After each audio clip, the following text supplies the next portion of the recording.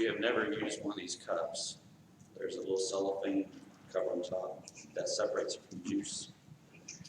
Maybe you take some nimble fingers to separate it. And the second one gets you to the juice.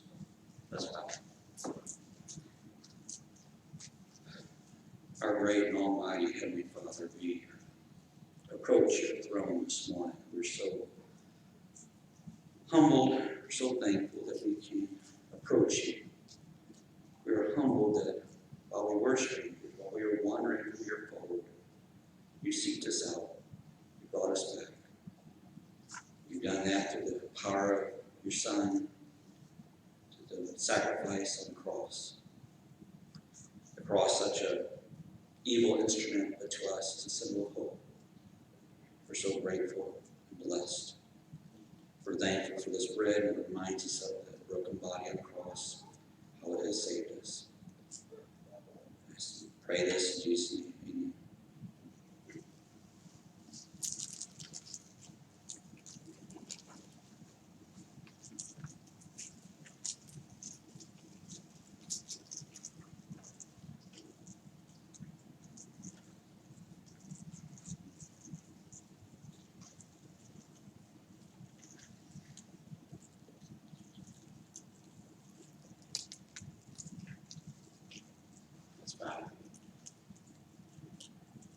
Lord, we come before you again this morning. We're so thankful that we can do so. We can do so through the power of your Son's blood that cleanses us from our sins. We can now approach your holy presence. Your Son is now our high priest, our mediator. We're so thankful that we can approach your throne. We pray that you can take this in a pleasing manner to you. We pray that our lives are lives of service to you, our lives of praise and glory in your name. We pray that as we walk this earth, that our lives can be a reflection of your Son, that we can be that shining light to those in this community, those we come in contact with, those in our family who are lost. That's what Jesus, I pray.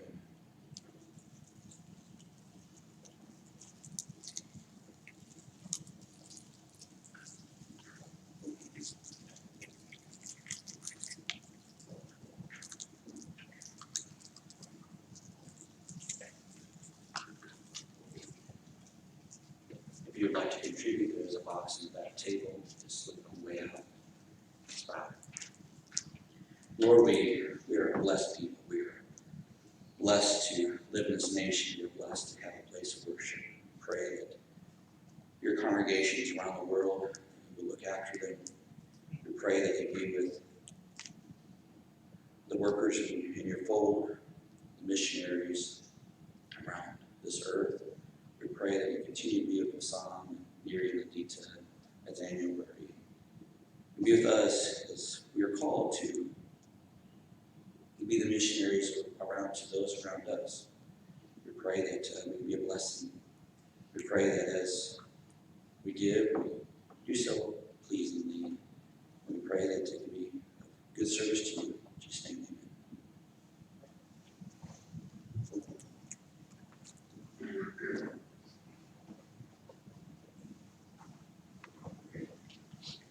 Apologize on that last song. I had different versions of my book, so just had to get turned around and get to it. So. Our psalm before our lesson today will be page number 230. Page number 230. If you are using a psalm book and wish to mark the song of invitation, it will be page number 947. Page 947. We'll sing first, second, and fourth verses for you. So, song now, page 230. Worthy art thou. Worthy of praise is Christ our Redeemer, worthy of glory, honor, and power, worthy of all our souls' adoration, worthy art thou, worthy art thou, worthy of riches, blessings, and honor, worthy of wisdom, glory, and power, worthy of earth and heaven's thanksgiving, Worthy art thou, worthy art thou. Lift up the voice in praise and devotion. Saints of all earth before him should bow. Angels in heaven worship him, saying, Worthy art thou, worthy art thou, worthy of riches, blessings, and honor, worthy of wisdom, glory, and power, worthy of earth and heaven's thanksgiving. Worthy art thou, worthy art thou. Lord, may we come before thee with singing, filled with thy spirit, wisdom, and power. May we ascribe thee glory and honor. Worthy art thou, worthy art thou, worthy of riches, blessings, and honor, worthy of wisdom, glory, and power, worthy of earth and heaven's thanksgiving. Worthy art thou, worthy art thou.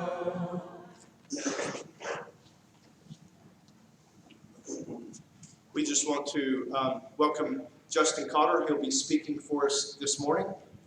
We're excited to hear him. He just completed his first year at Texas A&M, so he has a lot of smart things to say to us this morning. So let's all give him an ear. Thank you for setting the bar exceptionally high for me before I start this sermon this morning. Yeah. Good morning, everyone. I just want y'all to know I consider it an honor to be here today. Today's sermon's a lot of stuff that I've struggled with in the past, and so the way I'm phrasing this sermon, I'm going to have 3 points that I talk about. I'm addressing a lot of areas that were specific issues to me and some of the questions that I think that we can ask ourselves to reach that and to reach conclusions to figure out how to improve it. So when I was thinking what I was going to do this sermon, I realized that in previous classes and previous teachings, I taught a lot on works effectively, on ideas of love and Christian actions. And remembering the debate that I've heard quite often between works and faith, I figured that I'd better pretty quickly get to covering faith before people thought I was too one-sided.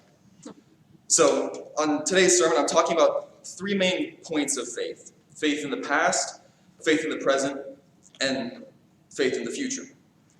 Now, for faith in the past, the first point, I'm going to start off with the classic verse that all of us have heard, Hebrews 11:1. Now, faith is the substance of things hoped for, the evidence of things not seen.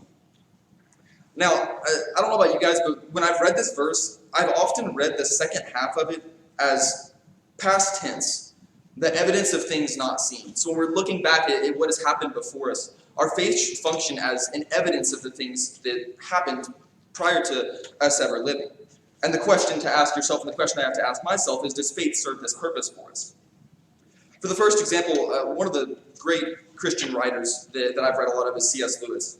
And he had a powerful quote from one of his books that said, when Christ died, he died for you individually, just as much as if you'd been the only person on the planet.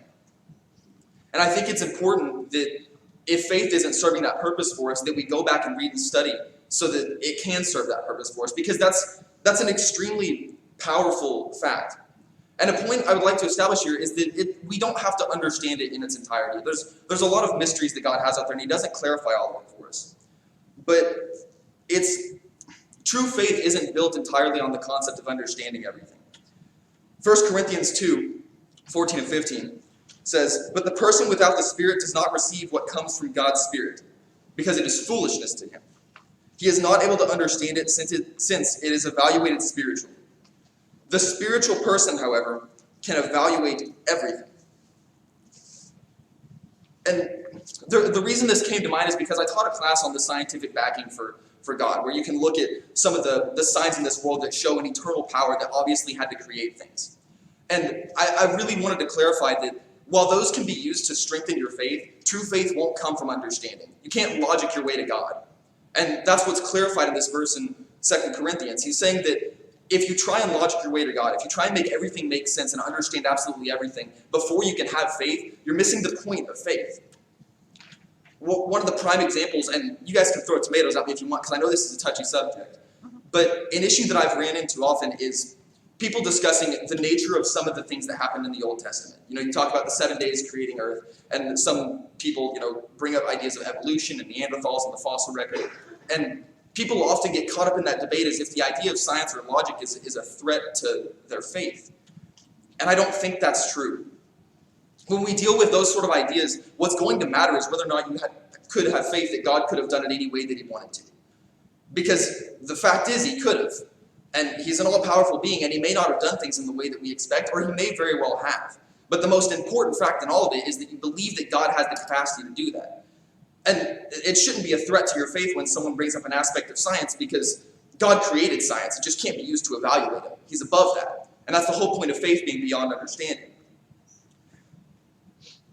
Now, the second point, faith in the present. The first one's relatively short. I look at Matthew 17:20. And this is the verse that a lot of people are familiar with, the idea of a grain of mustard seed.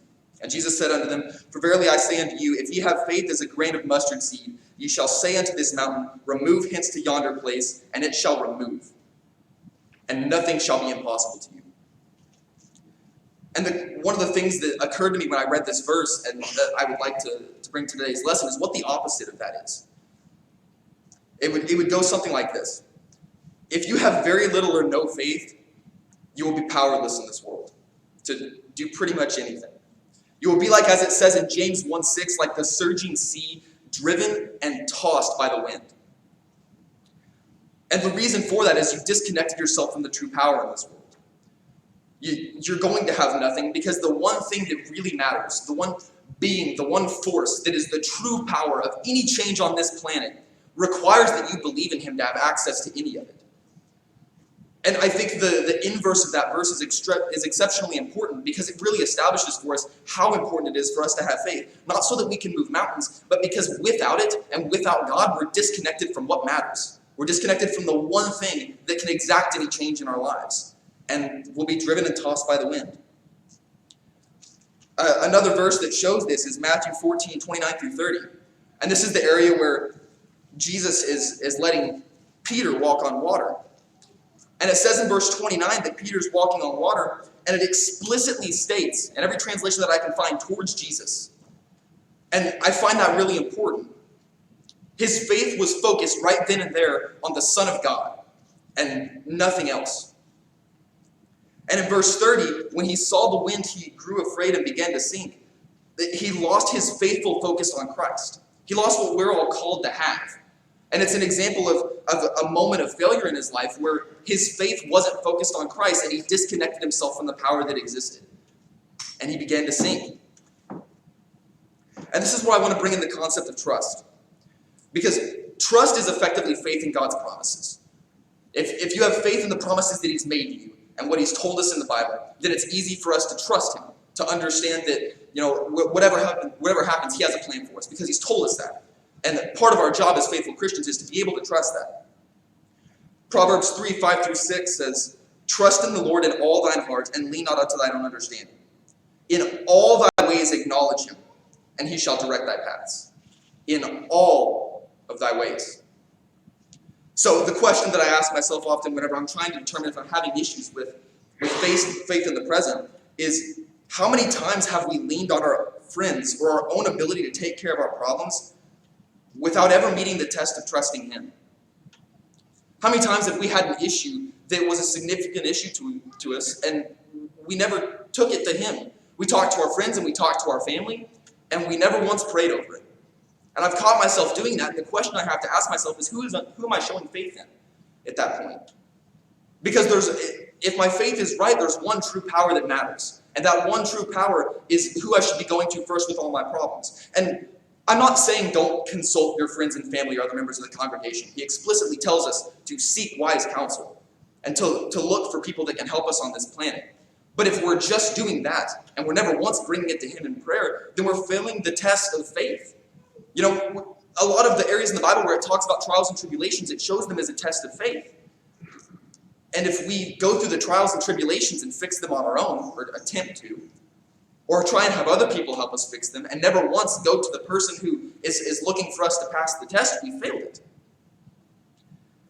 Another example of faith in the present, when you talk about in all thy ways, acknowledging him, is faith should shine through good and bad. And this is, I'm as guilty of this as anyone, but faith isn't just for when bad things happen. And the question I have to ask myself is, do I have faith that my blessings come from God? Because whenever we're in trials or tribulations, it's very easy for us to turn to God, or at least relatively easy, to when we're doing well. When we're doing well and we've got money and we've achieved something or we got promoted at work, the question is, do we recognize that that wouldn't exist without God? Do we have this concept that if we have true faith and trust in him, we have to acknowledge that all good things come from him? James 1:17. And that's an incredibly important fact in our lives.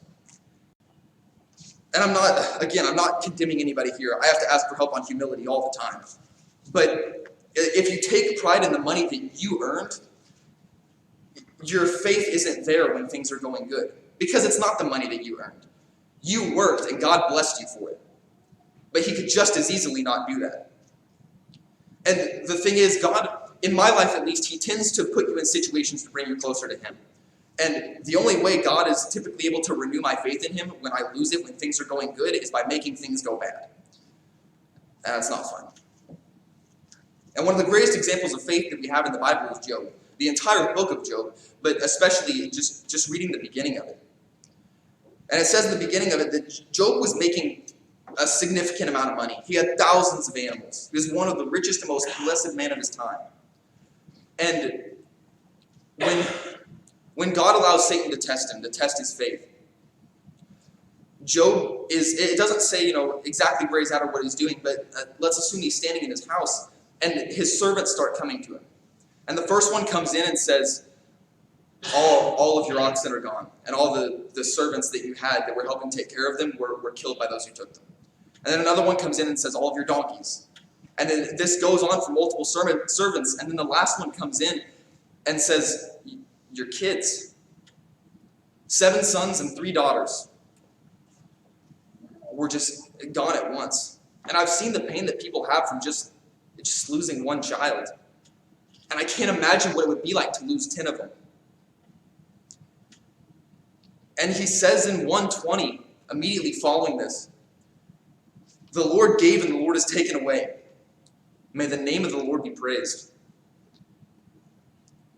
And he lost everything except for his physical comfort. And that's coming. And he stayed so completely faithful that every blessing that he lost, he acknowledged that it was from God, and God could just as easily have allowed it to be taken away. And he just said, praise the name of the Lord. And then Satan comes to God and says, no, his faith still isn't true. He needs to be tested further. And God permits this. And then he's covered from the top of his head to the bottom of his feet in painful sores. And that's hard to imagine, but there was a time I got covered in sugar bites all over my ankles, and it was horrible. I couldn't sleep at night. And I can't imagine what it would be like to have painful sores from the top of his head to the bottom of his feet. And it even says that he's using like a piece of pottery or something to scratch them. And then his wife tells him to curse God and die. And that's hard to hear from a wife because even in the high school relationships that I thought were really significant, when someone has a major influence on you and you're in a romantic relationship with them, it's difficult to say no to them sometimes. And then these incredible debaters, and I was in speech and debate, I should know, they're incredible debaters. They come to him and they lay out these long, extended arguments. And this is something I missed before I started studying for this sermon. Almost half of the book of Job is these people coming and telling him why he should give up. And I think if I was in that situation, they make good points, or it seems like they do. And in Job 27:4, his response to his friends telling him to lose his faith, his final response to them is my lips will not say anything wicked and my tongue will not utter lies. My tongue will not utter lies. It wasn't even a matter of having his faith tested at that point. His faith was serving as evidence of things not seen. It was just factual that to curse God or to say that he did anything wrong is not true. And so they're telling him this, and I think they're making great points and testing him, and he just says, I can't lie. And that's such great faith. I think it's an excellent example of something we should strive for. Now, I don't know if anybody here has heard of the Screw Tape Letters, but C.S. Lewis, again, an amazing gospel writer, he wrote this book from the perspective of Satan and his demons, like letters between them. And it's kind of like advice in reverse. It's intended to show us how our enemy thinks so that we can defeat him. And it's an outstanding book of advice when, of course, you read it for that. But there's a quote from it that I think of every time I read Job. And again, when it says our cause, it's meaning Satan's cause. It says, our cause is never more in danger than when a human no longer desiring, but still intending to do our God's will, looks around upon a universe from which every trace of God seems to have vanished, asks why he has been forsaken, and still obeys. And to me, just reading some of these verses were faith boosters for me, because it's like surrounding yourself with some of the people that are the greatest examples of faith in the Bible. And it really teaches you how we're supposed to act. And a point I want to make here is notice how they didn't seek to understand. I said that faith isn't based on understanding.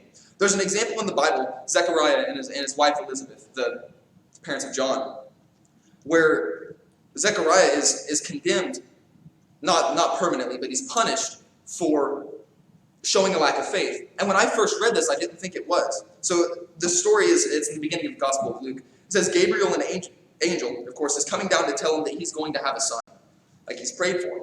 And Zechariah says, how? I'm old and so is my wife. And I'm sure she would have loved to have heard that. But Gabriel, in response, calls this a lack of faith, and he punishes him for it. But this lack of faith seemed like it was merely questioning how God would do something. And that's what I thought when I first read this. I was like, why was that a lack of faith? He just couldn't believe it. And I was like, well, he couldn't believe it. And that's the problem. A proper true faith response, and some of the examples that were given in the Bible of true faith responses, would be Gabriel comes down and tells him that he's going to have a son like he's prayed for, and he says, okay, thank you, may the name of the Lord be praised. And that's what we're called to do often.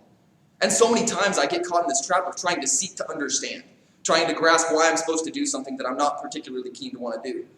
And the point of faith is that you respond and do it whether or not you completely understand it. And that's what God tries to teach us in some of these verses. A great example of proper behavior is in Exodus 4.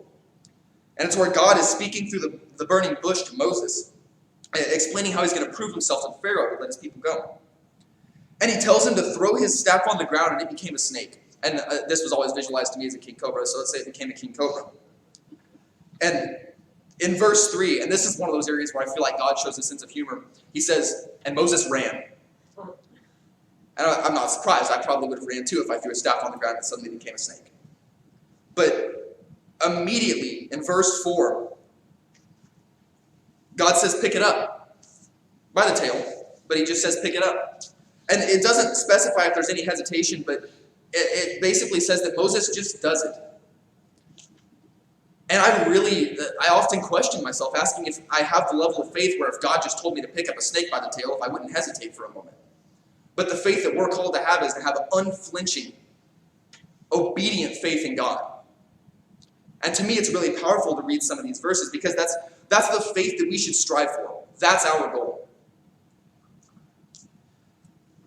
The next major point I want to talk about is faith in the future. And the simple question I often ask myself for this is your worry list longer than your prayer list? Because in theory, everything that's on your worry list should be taken to God in prayer. Or it's not worth worrying about, but one or the other. And again, it's the same thing I talked about in the last point. You should be able to take your problems to him. And even if it's not something you're working on now, know that whatever happens, whether it's what your fleshly body wants or not, it's going to be what your soul needs. Because that's what God tells us. That's what he promises us. And it expects us to have trust in. That he will do what is right for us. That's his goal, to bring us closer to him. And this is the message throughout the entirety of the Bible. He just tells us over and over again that God has a plan for you. He wants what's right for you. Trust him. And it's something that I've struggled with. I've had my issues with faith, but that's still a problem that I have sometimes. If there's something that I'm worrying about, ideally I should be taking it to God, and I think we all should. Or it should be something that we can just say, it's not going to matter on the 80 years, if I'm lucky, that we have here when you have an eternity going on for forever. A lot of the stuff won't matter to us at that point, but the stuff that does matter, we should be taking to God. And this is something I struggled with, so I wanted to address it because I actually found a solution to this while I was working on this sermon. I've heard people say that God knows their struggles. And as such, what's the point in prayer? And that's something that I really struggled with for a period of time. But in my life, it's came across that God, more often than not, sets up, almost like the way he builds his church, is in a way that brings people closer to him, in a way that we're built to function so that we can have a better relationship with him. And so I was reading Matthew 21:22, and it says, if you pray with faith, you will receive it. The point that God's trying to make here is that he wants you to go to him so that he can grow your faith. Because if you have a problem, you've got some issue, and you pray over it and take it to God, and then it gets fixed, that will boost your faith. Because you know where it's coming from. You can say, oh, the great power on this planet fixed this after I asked him to. And if God didn't ask for you to pray to him for it, then you would have a problem, and he would fix it, and knowing us, we'd think we fixed it. And that wouldn't be accurate. And that was such an inspiring thing for me to read, because it made a big difference to me to recognize that the point of prayer isn't to inform God of something that he already knows. That's not how it works. The point of prayer is so that you can ask God for something so that he can provide you for it.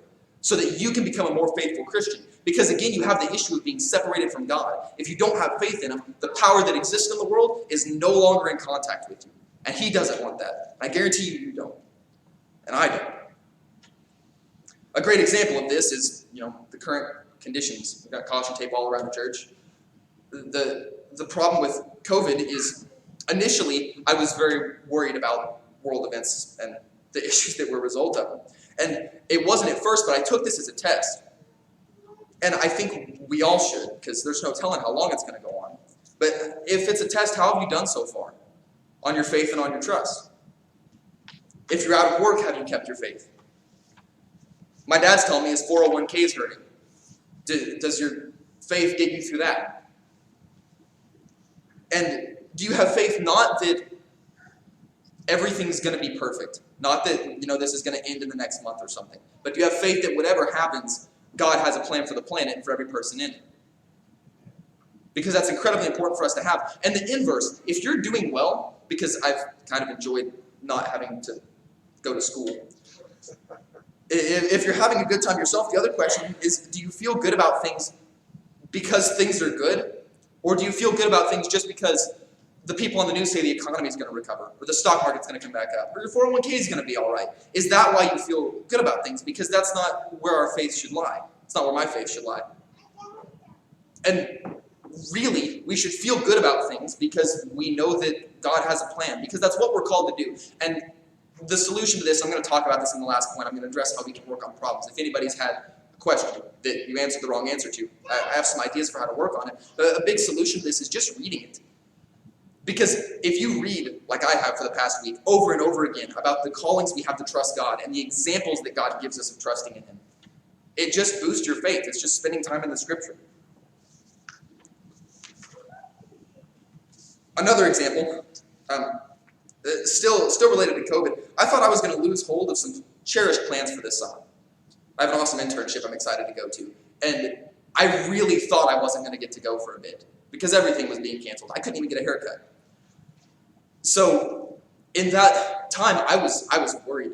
And if any of you guys know me, I can be very stir crazy. So I was like, I'm going to have to get an EMT basic license, and I'm going to have to take an online cybersecurity course, and I'm going to have to be working at least 40 hours a week to be happy. And I was just absolutely freaking out trying to figure out what I was going to do if my plans were canceled.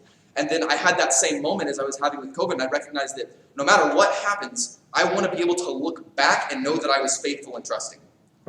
And let me tell you, it's the best feeling, because I didn't have it initially, but now my plans are actually, I'm going to be able to do what I want effectively. I've received that blessing, and I can look back on the last month and think, I was all right. I had a lot of trust, and I had a lot of faith, and that's one of the nicest feelings. So the final point, and I've talked about faith in the past, and the present, and the future, is how we can work on it and how we can fix it. And I've posited the idea that we don't have faith because we feel distant from God. And I think that's true. So the first thing I want to ask, and this may not work for everyone, but I was watching a sermon the other day, and this guy did it, and it helped me a lot. Just take a moment. You could even close your eyes if you'd like, and deliberately shove away your worry and say, Lord, I rest in you and you alone. Just, I trust you. Because often that helps a lot, just talking to him. Not even necessarily the advanced, eloquent prayers that like my dad's really good at. Just a moment to talk to him and say that I trust you. Because that's such a big deal. And if that doesn't help, the next question to ask yourself, the next direction you should head, is the idea of how you can spend more time on your faith. How you can strengthen that spiritual muscle. And that doesn't mean be reckless. I used to think, I didn't used to think that. I used to take it the wrong way intentionally when I was younger and rebellious. And the point I'm trying to make there is God isn't calling on you to invest a ton in some random stock and have faith that you're going to come out of it being a millionaire. And he's not calling on you to strap on some feathers and jump off the roof of your house and expect him to make you fly. That's not what true faith is, because we're still called to be good stewards of what God has given us. We're still called to use every bit of resources that we've had to improve the lives of others, to be good Christians and to bring other people to him. So don't be reckless when I say test your faith and work on it. But if you have something that's just a worry to you, and I've got a few of those, I know that most of us do, just try as best you can to trust on it. And pray more. I heard a quote a long time ago, and I wish I could tell you who it was from, but they said prayer is practicing the presence of God. That's a lot of P's, but the point's still there. That's really what it is, because if you're talking to someone, if I'm sitting here talking to Steve, it's a lot easier to have faith in his presence, because you're addressing him, you're communicating with him. It's really hard to have faith in someone that you communicate with once a week. I have friends like that, and it's difficult to have a lot of faith and trust in them. And if that's what you do with God, if we pray when we're here, and again, I'm not faulting any individual here. If this is speaking to you, absolutely talk to someone about it. But I had this problem before, and it's a big issue that if you're not communicating with God enough, it's very difficult to have faith in him. It's hard to trust a relationship that you work on once a week. It just doesn't typically turn out well. I tried it with a girlfriend once. Doesn't work out well. And finally, think on some of the stories that I brought to you. Because really, reading Job, for me, was one of the most inspiring, faith-boosting experiences that I've had. It wasn't, having God come through on something. It was just reading about one of the greatest examples of faith. Because I can't imagine going through that and it just being not factual to you. Like someone saying the sky is orange for someone to say that God had done something wrong. That is such intense faith. And that serves the purpose. The Hebrews 11:1, it's evidence for you. It's proof. And that's what it should serve for us to be.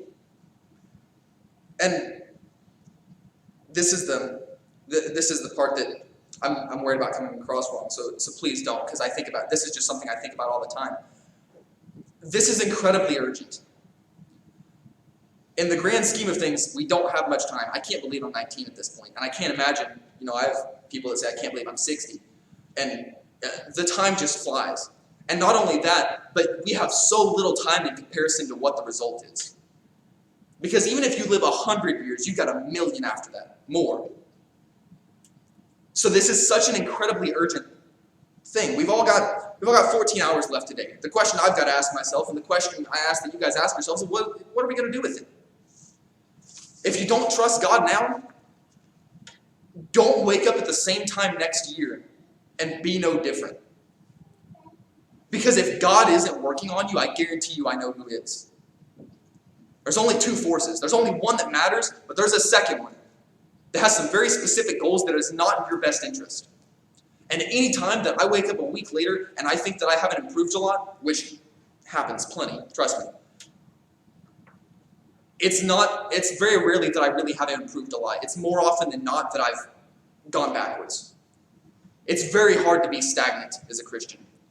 Because almost always, if God isn't working on you, his enemy will be. James 4:14. For what is your life? It is even a vapor that appeareth for a little time and then vanisheth away.